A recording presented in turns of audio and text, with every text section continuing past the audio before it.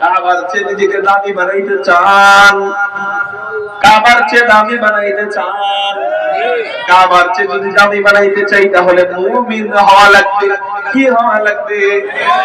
নামাজ পড়া ছাড়া মুমিন হওয়া যাবে? রাগ করবেন না, দাড়ি কাইটা মুমিন হওয়া যাবে। আল্লাহ তুমি আমাদেরকে তোমার খাঁটি মুমিন বান্দা হিসেবে কবুল ও মঞ্জুর করো। সবাই বলি আমিন। তাহলে মুমিন কাবার চেয়ে বেশি দামি, এই রহমতের বার্তা দিলেন নবীজি। তার মানে আমার নবী মুমিনদের জন্য হয়ে গেলেন রহমত। জোরে বলেন সুবহানাল্লাহ। মানুষদের মধ্যে 5 নম্বর শ্রেণী উলামায়ে কেরাম। কারা? এক নম্বর শ্রেণী খলিফা, 2 নম্বর শ্রেণী হলো সাহাবায়ে কেরাম, 3 নম্বর শ্রেণী হলো মুত্তাকি, 4 নম্বর শ্রেণী মুমিন, 5 নম্বর শ্রেণী উলামায়ে কেরাম।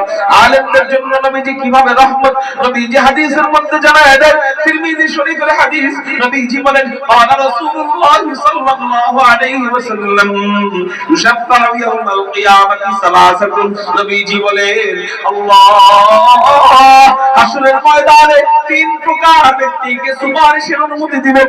চিৎকার দিয়ে বলেন কয় প্রকার ব্যক্তিকে সুপারিশের অনুমতি দিবেন? 3 প্রকার ব্যক্তিকে আল্লাহ সুপারিশের অনুমতি দিবেন। এক নম্বর প্রকার হলো আল আম্বিয়া, এক নম্বর প্রকার হলো নবীগণকে আল্লাহ সুপারিশের অনুমতি দিবেন। 2 নম্বর সুম্মাল উলামা, আল্লাহ উলামায়ে কেরামদেরকে সুপারিশের অনুমতি দিবেন। 3 নম্বর সুন্নাহ শুহাদা,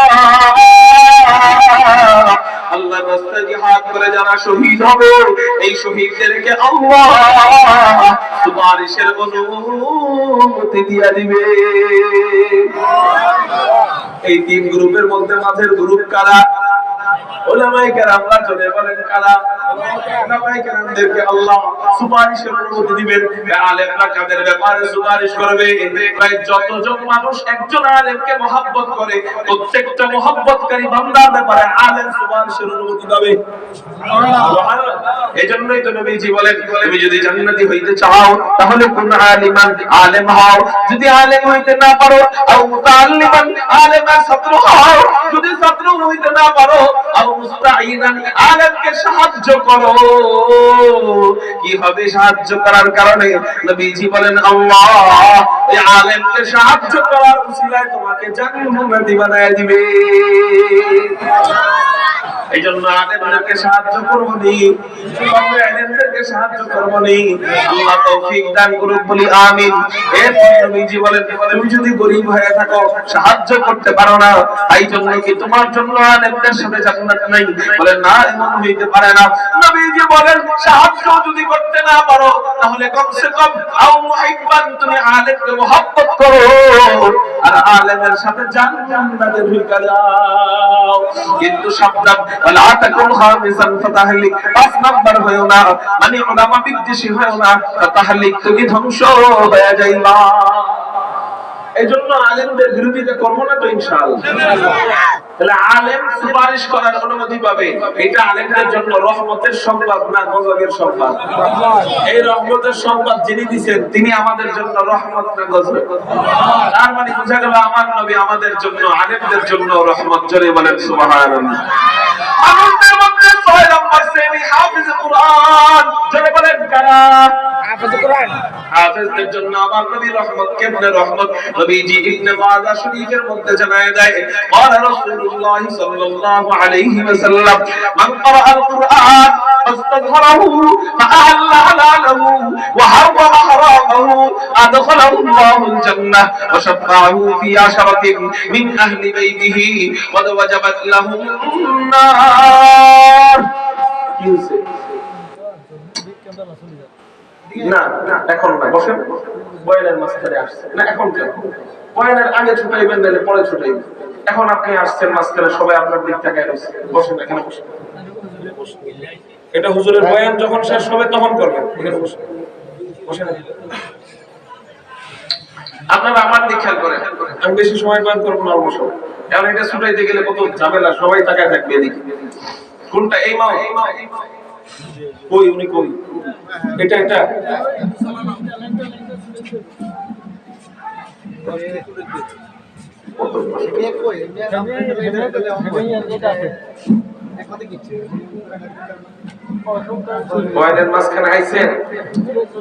আমি দেখে ছাইড়া দিলাম সপ্তাহ অন্য কোনো বক্তার মাঝখানে যায় না, বুঝছেন?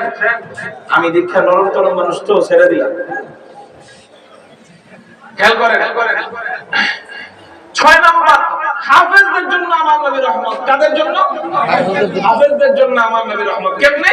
নবীজি বলেন ক্বালা রাসূলুল্লাহ সাল্লাল্লাহু আলাইহি ওয়াসাল্লাম মান ক্বারাআল কুরআন ফাস্তাযহারাহু ফাআহাল্লা হালালাহু ওয়া হারামা হারামাহু আদখালাহু আল্লাহুল জান্নাহ। মিডিয়ামেন ভাই এগুলো সব খুলবেন বাইরে নিয়ে, পুরোটা উঠায় গেটি ধরে বাইরে নিয়ে যান। গেটি ধরে বাইরে নিয়ে যান, বাস এখানে খুলবেন না।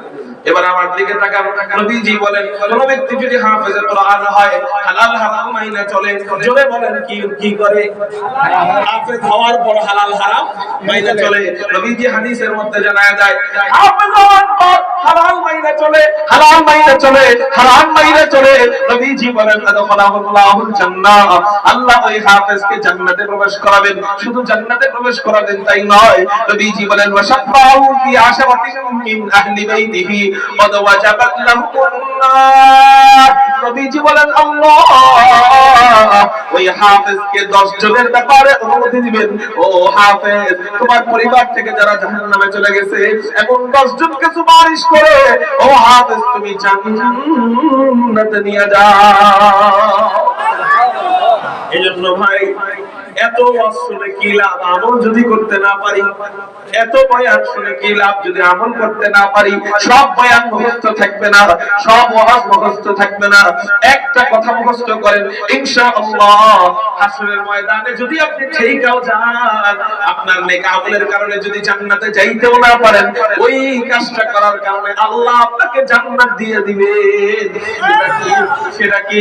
বলে চোখ বন্ধ করার পর, চোখ যখন বন্ধ হয়ে যাবে, সর্বশেষ চোখ যখন বন্ধ হয়ে যাবে, আপনি যখন কবরে চলে যাবেন, এই তো কিছুদিন আগে আপনার বাবা ছিল, আপনার দাদা ছিল, এখন আজকে আপনার দাদা নাই। কিছুদিন আগে আপনার বাবা ছিল, এখন আপনার বাবা নাই। আজকে আপনি আছেন, 2 দিন পরে আপনিও থাকবেন না। আজকে আপনার সন্তান আছে, আবার 50 বছর পরে আপনার সন্তানও থাকবে না। এই জন্য চোখ বন্ধ করলে ইঞ্জিনিয়ার সন্তান কোনো কাজে আসবে না। ডাক্তার বানাইলেন কষ্ট কইরা, কাদার খাটনি খাইটা বুড়া হওয়া পর্যন্ত সন্তানরে আপনি কষ্ট করে গেলেন, ডাক্তার বানাইলেন, কিন্তু আপনার চোখ বন্ধ হইলে ওই ডাক্তার সন্তান আর কাজে আসবে না। আসবে? ব্যারিস্টার সন্তান আর কাজে আসবে না, ব্যারিস্টার উকিল সন্তান আর কাজে আসবে না। তাহলে হযরত কি করতে হবে? তাই উকিল বানানোর বহু মানুষ আছে, ব্যারিস্টার বানানোর বহু মানুষ আছে, ডাক্তার বানানোর বহু মানুষ আছে। আপনি আপনার সন্তানকে আলেম বানান, আপনার সন্তানকে হাফেজ বানান। তা হুজুর আলেমরা তো বেশি কামাই করতে পারে না, ইঞ্জিনিয়াররা তো বেশি কামাই করে, এটা যে মনে মনে ভাববে, তার জন্য আল্লাহ রিজিক বন্ধ করে দিবে। কারণ রিজিকের ফয়সালা করে কে? আল্লাহ বলেন ওমাইয়া তাওয়াক্কাল আলাল্লাহ আল্লাহ হাসবু, যে ব্যক্তি আমার উপর ভরসা করে আমি আল্লাহ তার জন্য যথেষ্ট হয়ে যাই। অন্য আয়াতে আল্লাহ বলেন ওমাইয়া তাকিল্লাহা ইয়াজআল লাহু মাখরাজা ওয়া ইয়ারযুকুহু মিন হাইসু লা ইয়াহতাসিব। আল্লাহ বলেন যে ব্যক্তি আমি আল্লাহকে ভয় করে, গুনাহ থেকে দূরে থাকে, আমি আল্লাহ তাকে অকল্পনীয় রিজিক দান করব, এমন জায়গা থেকে রিজিক আনবো সে কখনো কল্পনাও করতে পারবে না। এই জন্য আপনার সন্তানের জন্য যেই রিজিক আল্লাহ রেখে দিয়েছেন, ইঞ্জিনিয়ার বানাইলে সেই রিজিক বাইরে যাবে। আপনার সন্তানের জন্য যেই রিজিক আল্লাহ রেখে দিয়েছেন, আলেম বানাইলে সেই রিজিক কইমা যাবে। তাহলে যদি না মারে না কমে, বরং আলেম বানাইলে সেই রিজিকে বরকত দিবেন কে? সেই রিজিকে বরকত দিয়ে দিবেন আল্লাহ। এই জন্য একটা নিয়ত করেন, কত মানুষকে আল্লাহ সন্তান দেয় না, সন্তান না হওয়ার কারণে বিবি বন্ধা হয়, বন্ধা বিবি পর্যন্ত যায়, যে বিবির সন্তান হয় না। এই জন্য অনেক সময় পালক পুত্র আনে, অথবা পালক মেয়ে আনে, অথবা এই বিবিকে তালাক দিয়ে দেয়, অথবা অন্য বিবাহ করে। কয় কেন? কয় সন্তান হয় না। কত মানুষ আছে 17 বছর পর্যন্ত, 20 বছর পর্যন্ত সন্তান হয় না, তারপরেও বিবিকে মহব্বত করে, বিবিকে ছাইড়াও দিতে পারে না, আবার রাখতেও পারে না, আবার আরেক বিয়েও করতে পারে না। এদের কাছে দুনিয়াটারে কেমন যেন জাহান্নামের মতো মনে হয়। যেই বাবা সন্তান হয় না, এই বাবা বুঝে সন্তানের না হওয়ার কি কষ্ট, ঠিক না বেটে? বিয়ের পরে বিবির সাথে মহব্বত হয়ে গেছে, বিবির সাথে মহব্বত অন্তরঙ্গ সম্পর্ক হয়ে গেছে, আল্লাহ এটা দান করে। এখন সন্তান হয় না বলে এই বিবিকে তালাকও দিতে পারতেছে না, সন্তান হয় না বলে এই বিবিকে ছাড়তেও পারতেছে না, আবার রাখতেও পারতেছে না। রাখলে সন্তান হয় না, তার ফলাই দিলে বিবি কান্দে। এই কঠিন বিপদে অনেক মানুষ আছে না, অনেক মানুষ আমাদের কাছে দোয়া চায়, হুজুর একটু দোয়া করেন আল্লাহ যেন আমাদেরকে সন্তান দান করেন। কত মানুষ আল্লাহ সন্তান দেয় না, অথচ আল্লাহ আপনার 5টা 7টা 4টা 2টা 3টা সন্তান প্রত্যেকের ঘরে আছে না নাই? আছে।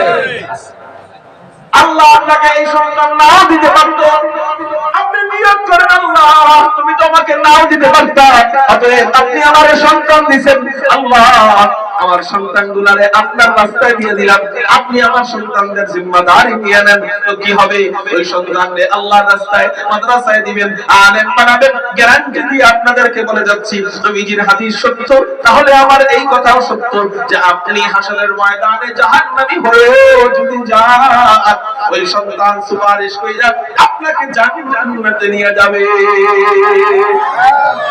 এইজন্য কারা কারা নিজের সন্তানদেরকে আলেম বানাইবেন, হাফেজ বানাইবেন, পাক্কা ওয়াদা দেন, আল্লাহু আকবার বলে হাত উঠান।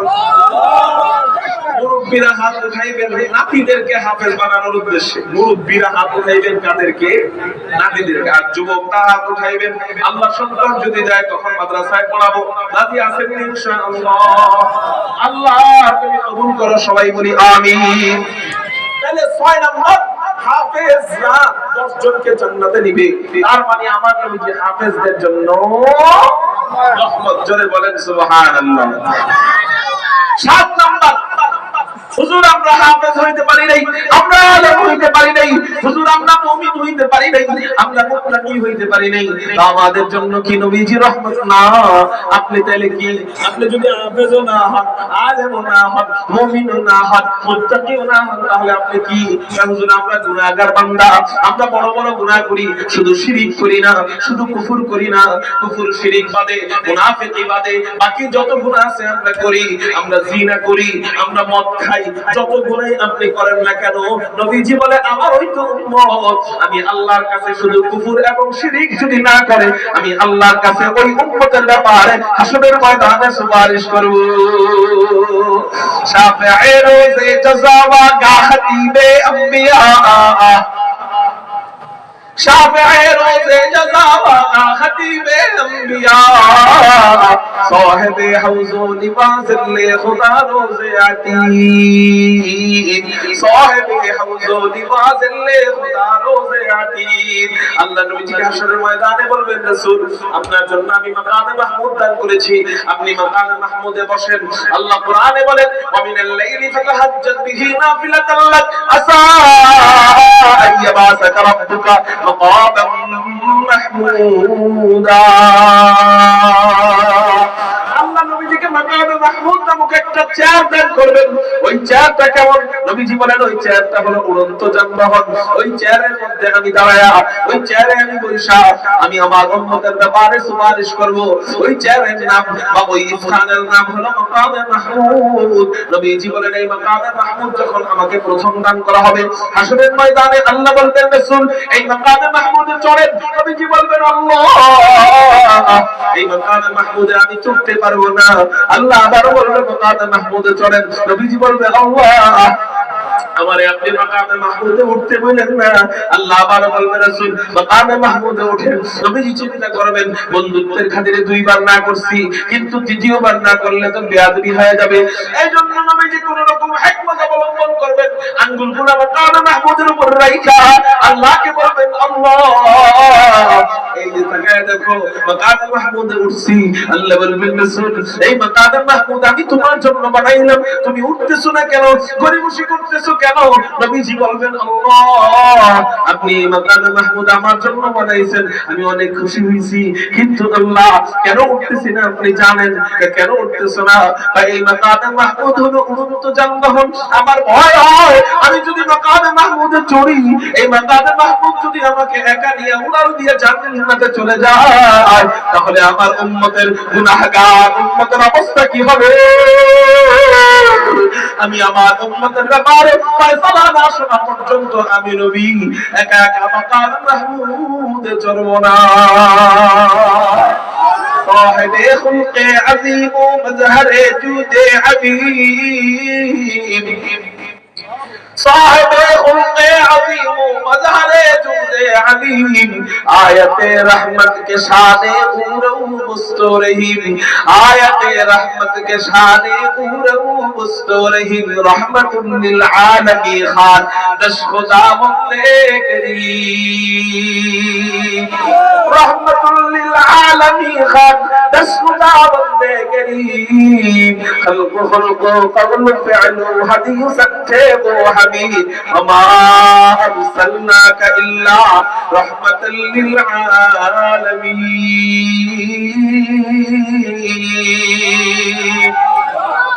আমার নবী গুনাহগারের জন্য রহমত। একটু চিৎকার দিয়ে বলেন সুবহানাল্লাহ। 8, 9, 10 একসাথে তিনটা ঘুমন্ত ব্যক্তির জন্য আমার নবী রহমত। 8 নাম্বার, 9 নাম্বার পাগলের জন্য আমার নবী রহমত। 10 নাম্বার ছোট বাচ্চার জন্য আমার নবী রহমত। কেমনে?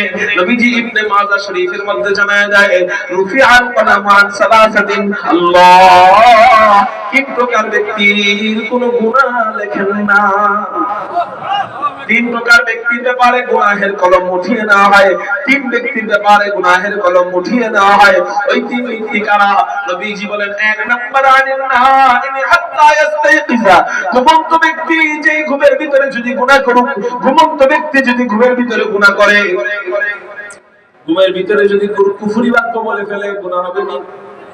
ঘুমের ভিতরে যদি শিরকি বাক্য বলে ফেলে গুনাহ হবে না? ঘুমের ভিতরে যদি বউরে কয়, বউরে ঘুমের ভিতরে যদি কয় তোমার 14 তালাক, গুনাহ হইব নি? তালাক হবে নি? কেন হবে না? যদি এটা নবীজি ফতোয়া না দিতেন, ঘুমন্ত ব্যক্তির জন্য আমার নবী যদি রহমত না হইতেন, তাহলে ঘুমের ভিতরে কত মানুষের বউরে তালাক কয়, কারণ ঝগড়া লাগলে স্বপ্নে দেখে যে তালাক দিতেছি এগুলো মুখ দিয়ে কয়ে দেয়। আছে না নাই? তো কত মানুষের বউরে তালাক হয়ে যেত আল্লাহ ভালো। কিন্তু আমার নবীজি বলে গেছে আরে না ইনি হাত্তা ইস্তাইকিজা, ঘুমন্ত ব্যক্তির ব্যাপারে কোনো কলম লেখা হয় না। ও ঘুমের ভিতরে কোনো গুনাহ কাজ করলে আল্লাহ এই কোন গুনাহ এমন কি শিরক করলেও আল্লাহ ঘুমন্ত ব্যক্তির ব্যাপারে ধরেন না। জোরে বলেন সুবহানাল্লাহ। তার মানে বুঝা গেল আমার নবীজি ঘুমন্ত ব্যক্তির জন্য রহমত। 9 নাম্বার আমার নবীজি পাগল বান্দাদের জন্য রহমত। নবীজি বলেন ওয়া আনিল মুতালা হাত্তা ইয়াবরা, সমাজের সবচেয়ে নিকৃষ্ট বান্দা পাগল কারা? সমাজের চোখে সবচেয়ে তুচ্ছ শ্রেণী কারা? পাগল। ফকিররেও দেয়, পাগলরেও কেউ দেয় না। কারণ দিবে কি? পাগলরে দিলে পাগল আবার আরেকজনকে দিয়ে দেয়। ঠিক না? ঠিক। যার ব্যাপারে সমাজের সবচেয়ে তুচ্ছ ধারণা করে, আমার নবীজি যখন তার নবুয়তের জিন্দেগিতে রহমত বিলি করে, ওই সময় এই তুচ্ছ শ্রেণী পাগলের কথাও আমার নবী বলেন না। আর আস্তে কোন সুবহানাল্লাহ। নবীজি বলেন ওয়া আনিল মুতালা হাত্তা ইয়াবরা, পাগল ব্যক্তি যতই গুনাহ করুক আল্লাহ ওর কোনো গুনাহ লেখেন না। এমন কি পাগল ব্যক্তি যদি, নবীজির এই হাদিস থেকে বোঝা যায় কোন ব্যক্তি যদি জন্মের পর থেকে পাগল হয়, মরণ পর্যন্ত পাগল থাকে, ওই অবস্থায় মারা যায়, আল্লাহ নিষ্পাপ শিশু বানায়া বিনা হিসাবে ওই পাগলকে জান্নাতি বানায়া দিবে। তাহলে বোঝা গেল আমার নবীজি পাগল বান্দাদের জন্য রহমত। 10 নাম্বার আমার নবীজি ছোট বাচ্চাদের জন্য রহমত। নবীজি বলেন ওয়া আনিস সাবিয়্যি হাত্তা ইয়াকবুরা, ছোট বাচ্চা যতই গুনাহ করুক আল্লাহ কোনো গুনাহ লিখবেন না। উল্টা কথা নবীজি বলেন যে ছোট বাচ্চা যদি কোনো সওয়াবের কাজ করে, এই সওয়াবটাকে আল্লাহ 2টা ভাগ করেন। চিৎকার দিয়া বলেন কয়টা ভাগ করেন? 1 ভাগ মায়ের আমলনামায় আল্লাহ দিয়া দেয়, আরেক ভাগ বাবার আমলনামায় আল্লাহ দিয়া দেয়। এখান থেকে একটু বোঝার চেষ্টা করেন, আপনার বাচ্চাদের যদি নাবালেগ অবস্থায় হাফেজ বানায় দেন, নাবালেগ অবস্থায় হাফেজ হয় না? হয়। কয় খতম একটা বাচ্চা একবার হাফেজ হওয়ার পর কয় খতম কোরআনের সওয়াব পায়? জোরে কোন? একটা বাচ্চা একবার হাফেজ হয়, একবার হাফেজ হওয়ার পর কয় খতমে কোরআনের সওয়াব? এক খতম। আচ্ছা, একবার একটা পৃষ্ঠা একবার পড়ে কেউ মুখস্থ করতে পারছে না? তাহলে একটা পৃষ্ঠা মুখস্থ করতে হইলে তো কমপক্ষে শতবার, জেহেন যার কোন তার জন্য 1000 বার পড়তে হবে। ঠিক, 1000 বার শতবার পড়ে এটা আবার পরের দিন ফজরের আগে সবক শোনায়। সবক শোনানোর পর ওইটা আবার 19 দিন পর্যন্ত ওই একই পড়া 7 সবক হিসাবে শোনায়। 7 সবক শোনানোর পর ওইটা আবার 3-4 দিন সবকের পারা হিসাবে শোনায়। ওটা আবার আমুক্তা হিসাবে শোনায়। ওটা আবার তেলাওয়াত করে। ওই পিছনের পড়া যেন ভুলে না যায় এটা মাঝে মাঝে তেলাওয়াত করে। আবার ওইটা জমিনের মধ্যে প্রতি বৃহস্পতিবার দাঁড়ায় দাঁড়ায় তেলাওয়াত করে। আবার তাহাজ্জুদ নামাজে তেলাওয়াত করে। আবার রমজান মাসে তেলাওয়াত করে। রমজান মাসে ইয়াদ করে। রমজান মাসে রিভিউ দেয়। আবার তারাবির নামাজে দাঁড়ায় দাঁড়ায় পড়ে। এরকম করে করে যখন একটা বাচ্চা কোরআনুল কারীমের হাফেজ হয়, এক মুফাসসির বলেন আল্লাহ কমপক্ষে 25,000 কোরআন খতমের সওয়াব দিয়া দেয়। আপনি মূর্খ, আমি মূর্খ, জীবনে কোরআন শরীফ খতম দিতে পারতাম না, কিন্তু আমার বাচ্চাটারে ছোট অবস্থায় মাদ্রাসায় দেওয়ার কারণে আমি মূর্খ, আপনি মূর্খ, আমার বিবি মূর্খ, আপনার বিবি মূর্খ। কি হইছে? বাচ্চারে মাদ্রাসায় পড়ানোর কারণে 25,000 কোরআনের খতম আমাকে এবং আমার বিবিকে, আপনাকে, আপনার বিবিকে আল্লাহ দিয়ে দিবেন। এজন্য বাচ্চাদেরকে বড় অবস্থায় মাদ্রাসায় দিব না ছোট অবস্থায় মাদ্রাসায় দিব। আল্লাহ বুঝার তৌফিক দান করুন। আমিন। কয় শ্রেণীর জন্য রহমত করলাম? 10 শ্রেণী। 11 নাম্বার একটা শ্রেণী বলে আমার বয়ান শেষ করে ফেলবো ইনশাআল্লাহ। 11 নাম্বার শ্রেণী হলো ইতিম বাচ্চা। কারা? ইতিম। ইতিমদের জন্য আমার নবী কিভাবে রহমত? নবীজি ইতিমদের ব্যাপারে বলেন মান দাম্মা ইয়াতীমান বাইনা আবাওয়াইহি মুসলিমাইনি ইলা তাআমিহি ওয়া শারাবিহি হাত্তা ইস্তাগনি আনহু ওয়াজাবাত লাহুল জান্নাহ।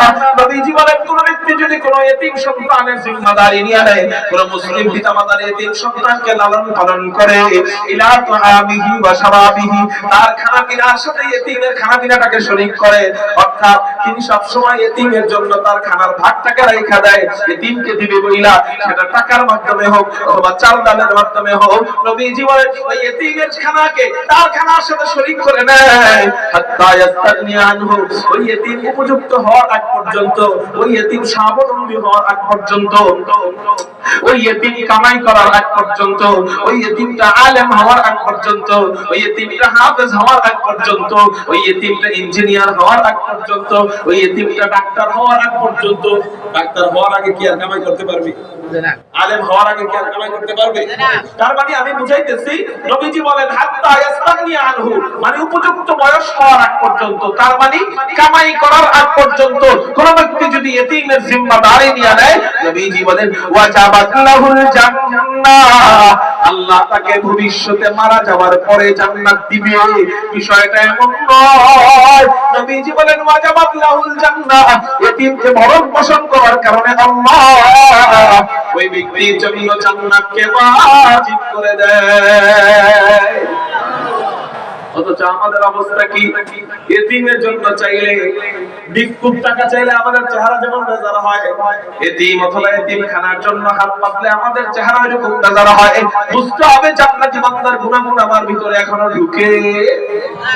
এইজন্য ইতিমদের জন্য কখনো চাওয়া হলে চেহারা বেজার হবে না। দিতে না পারলেও দোয়া করব, আল্লাহ তুমি তাদের ব্যবস্থা করে দাও। আল্লাহ অন্তরের অবস্থা দেখে, আল্লাহ বাহ্যিক অবস্থা দেখে না। এজন্যই তো ওমর আনে কয়েক উট, হযরত আবু বকরের এক মুষ্টি। ওমরের কয়েক উটের চেয়ে আবু বকরের এক মুষ্টি কম দামি না বেশি দামি? কেন? আল্লাহ অন্তরের পরীক্ষা করেন। এতিমকে আপনি দিতে না পারলেও এটা নিয়ে ফিকির রাখেন, ফিকির যে তাদের জন্য আমাদের করা উচিত ছিল, কিন্তু এটা মাদ্রাসার হুজুররা করতেছে, অতএব তাদের জন্য আমরা দেখি কিছু করতে পারি কিনা। এই যে ফিকির, এই ফিকিরের কারণে আল্লাহ আপনাকে কবুল করে নেবে।